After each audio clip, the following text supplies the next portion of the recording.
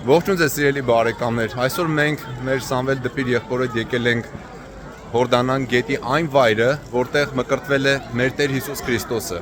Այսօր այստեղ լիքը ժողովուրդ են հավաքվել եւ մեր հայ եկեղեցին էլ եկել է Սրբոց Հակոբյանց միաբանությունը, այստեղ ջրօրհնեքի կարգ կատարելու, հիմա մենք կգնանք այդ ամեն ինչը միասին կտեսնենք։ Ու քանի դեռ մենք մոտենում ենք Հորդանան գետին, ես խնդրելու եմ, որպեսզի մեր Սամվել եղբայրը մեր համար ընթերցի Մատթեոսի ավետարանի 3-րդ գլուխը, որտեղ պատմվում է հենց այն դեպքերի մասին, որը տեղի ունեցավ այստեղ, եւ թե ինչպես մեր Տեր Հիսուս Քրիստոսը եկավ եւ Հովհաննես Մկրտչից մկրտվեց Հորդանան գետում։ Խնդրեմ Սամվելի։ Այն օրերին Հովհաննես Մկրտիչը գալիս է քարոզելու Հրեաստանի անապատում եւ ասում. «Ապաշխարեցեք, որովհետեւ երկնքի արքայությունը մոտեցել է»։ Սա է այն մարդը, որին մասին Եսայի մարգարեի բերանով ասվեց. «Անապատում կանչողի ձայնն է, պատրաստեցեք Տիրոջ ճանապարհը եւ հարթեցեք նրա շավիղները»։ Եվ ինքը Հովհաննեսը ուխտի մազից զգեստ ուներ եւ կաշվե գոտի իր մեջքին, իսկ նրա կերակուրն էր մորեղ ու վայրի մեղր։ Այն ժամանակ նրա մոտ էին գնում բոլոր երուսաղեմնացիները, ամբողջ Հրեաստանն ու Հորդանանի շրջակայքի ժողովուրդը, մկրտվում էին նրանից Հորդանան գետում եւ խոստովանում էին իրենց մեղքերը։ Եվ նա տեսնելով սադուկեցիներին ու փարիսեցիներից շատերին, որոնք եկել էին իր մկրտությանը, ասաց նրանց. «Իժերի ծնունդներ,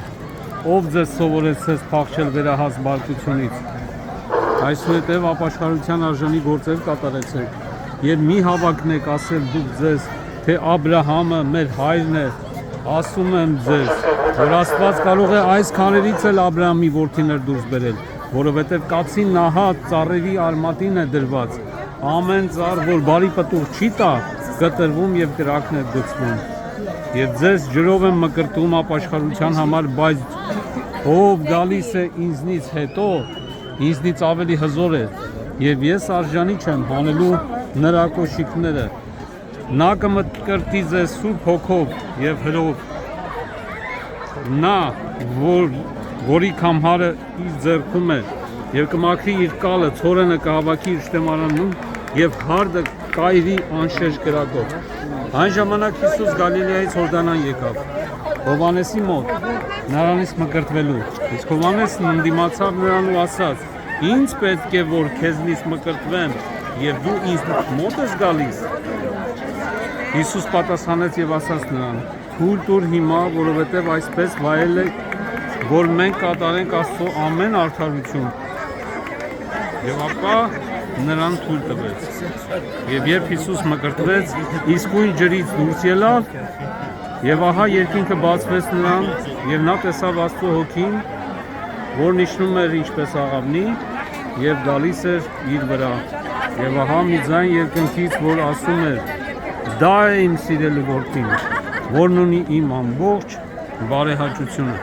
Ամեն։ Սիրելի ժողովուրդ, դուք տեսնում եք Հորդանան գետը, այն վայրը, որտեղ որ մկրտվել է մեր Տեր Հիսուս Քրիստոսը։ Այդ վայրը առաջի դարից ի վեր այդ ժամանակներից դարձել է ուխտավայր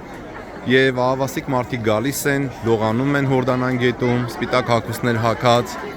Փոքրիկ էսպես գետ է, բայց այստեղ վայր է, որտեղ շատ մարդիկ են հավաքվում եւ գալիս են Հովհաննես Մկրտչից մկրտվելու։ Եվ հետաքրքրությամբ ասեմ,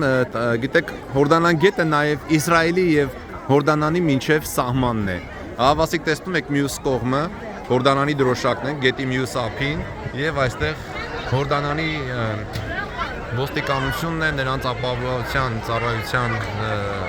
զինվորներն են։ Ըստ ավանդության քիչ հետո այստեղ կգան Հորդանանում բնակվող մեր հայրենակիցները եւ այստեղից իրար կողջունենք, շուտով այստեղ կսկսվի ջրօրհնեքի արարողությունը։ Վայրն է, որտեղ մկրտվել է։ Այո։ Պատկերացնում եք այստեղ տարին այս որն է մեր համար ազատ բացվում է, որ սահմանը անցնում է, կամ գալիս են